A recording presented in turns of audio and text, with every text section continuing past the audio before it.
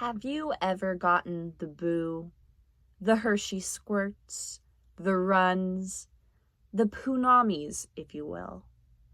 Or perhaps you've been a victim of the upchuck, the vom, a vomcano, other known as throwing up and diarrhea. If you've experienced a case of vomiting or diarrhea, stinky. there is a chance that you have had a foodborne illness.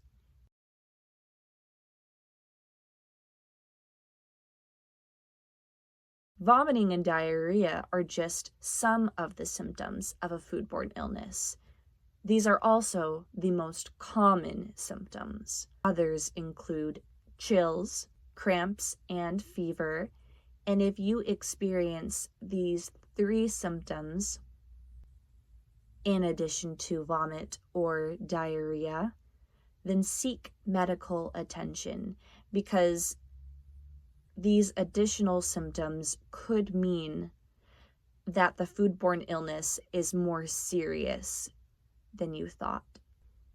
Foodborne illness is just a fancy way for saying when we get sick from the food that we eat. The most common types of foodborne illnesses result from bacteria, viruses, and parasites. There is a room in your house that has the most bacteria. Did you guess bathroom? You guessed wrong. It's your kitchen. Grocery carts are never washed, and those are touched all the time. People are always sticking their babies in and out of those things. You stick all your groceries in the cart, and then you take them home and you put them on your counter. But that's just the tip of the iceberg. The biggest culprit when it comes to a dirty kitchen is the uncooked meat, fish, and poultry. We leave it lying around, and then we do not clean the kitchen sufficiently because we don't pay as much attention to cleaning it as we would to cleaning something like the bathroom.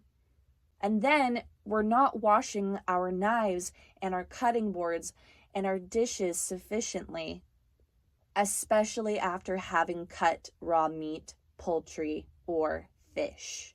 When we cut the fish or the poultry or the red meat on a cutting board, and then we use that same cutting board for a food that is ready to eat, this is called cross-contamination, because we are contaminating the ready-to-eat food with the bacteria-infected cutting board and knife that was used on the raw poultry, fish, or meat. Oftentimes, people are not washing their cutting boards and their knives sufficiently. For the most part, people know that they shouldn't cut up some carrots on a cutting board that is covered in raw chicken juice. Usually people know not to do that. But what they don't know is that if they use a cutting board and then they rinse it off just with water or a little bit of soap, the cuts into the board can still have the bacteria from the chicken or the beef or the fish or whatever it may be.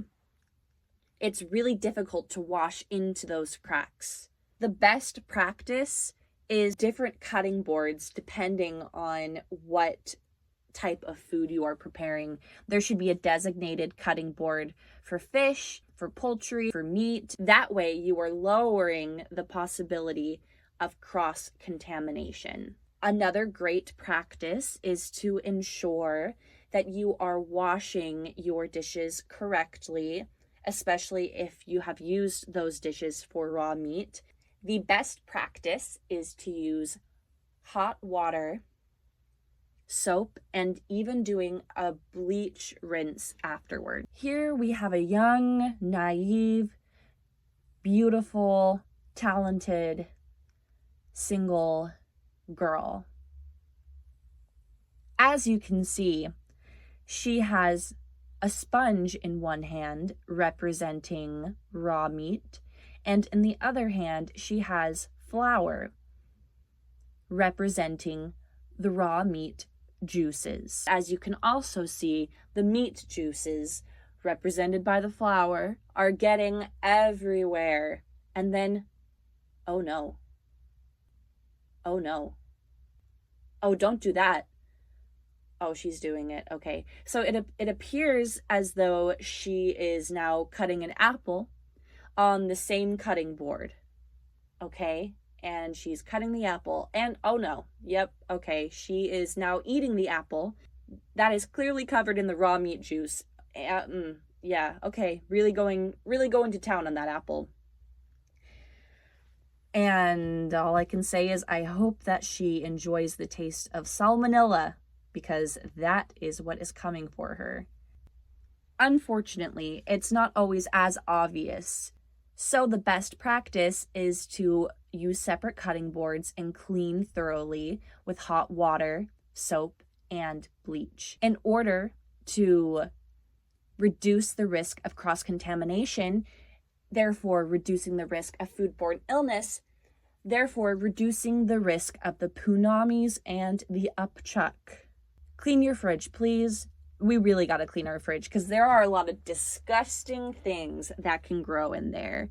The best fridge practice that you can follow is to keep your raw meat, poultry, and fish on the bottom shelf, because if we keep them on any other shelf, there is a possibility of their bacteria juices dripping down on the other food that you don't cook and you immediately eat. Another great practice, washing your freaking hands. Approximately 1/3 of people do not wash their hands after using the bathroom. Please don't be a part of that 1/3. Be a part of the super cool, healthy 2/3 of people that do wash their hands. Specifically, please wash your hands after you use the bathroom, and please wash your hands before you eat and you cook. And bonus, also wash your hands after preparing and touching raw meat, poultry, and fish. What are your thoughts on leaving food out? If your thoughts happen to be as long as it's for no more than 2 hours, then that is the correct thought.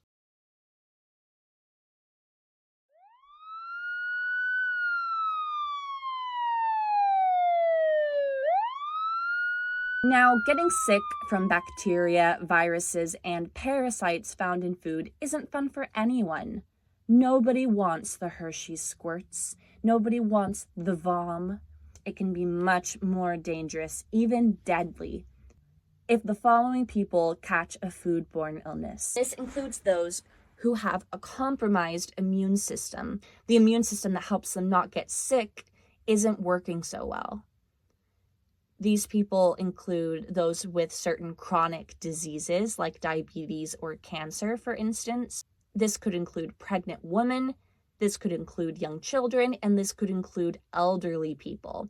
So anyone in this group needs to be even more cautious when it comes to avoiding foodborne illness. That's the end of our video. Stay tuned for a part 2 where I go more in depth on some of the most common types of foodborne illnesses.